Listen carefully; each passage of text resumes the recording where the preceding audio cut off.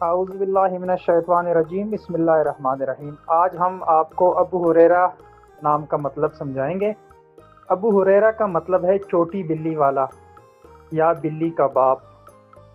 یہ ایک مشہور صحابی رسول حضرت عبد الرحمن بن صخر رضی اللہ تعالیٰ عنہ کی کنیت لقب ہے، جو انہیں رسول اللہ صلی اللہ علیہ وآلہ وسلم نے ان کی بلی سے محبت کی وجہ سے دیا تھا۔ ابو ہریرہ کے معنی ہے چھوٹی بلی کا باپ۔ ان کا نام اصل عبد الرحمن بن صخر تھا، جو بعض اقوال کے مطابق اسلام سے پہلے عبد شمس تھا۔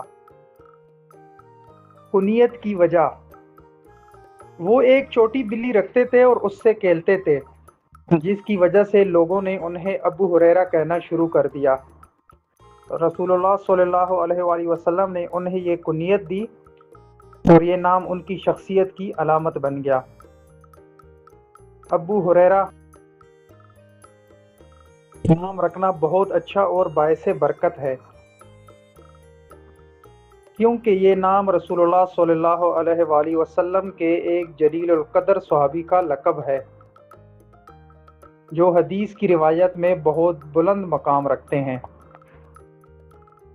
یہ ایک صحابی کی نسبت ہے اور صحابہ کے نام پر نام رکھنا شرعاً درست بلکہ مستحب ہے۔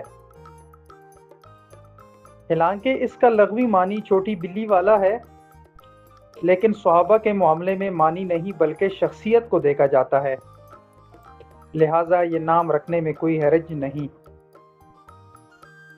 اس کی تفصیل، ہریرہ نام کا شمار لڑکوں کے ناموں میں ہوتا ہے۔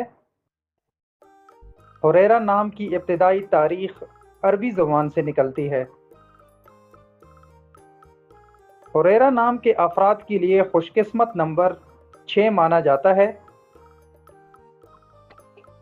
ہریرہ نام کا مطلب بلی کا بچہ، ایک چھوٹی اور خوبصورت بلی ہے، جبکہ خوش قسمت دنوں میں جمعہ ہفتہ شامل ہے۔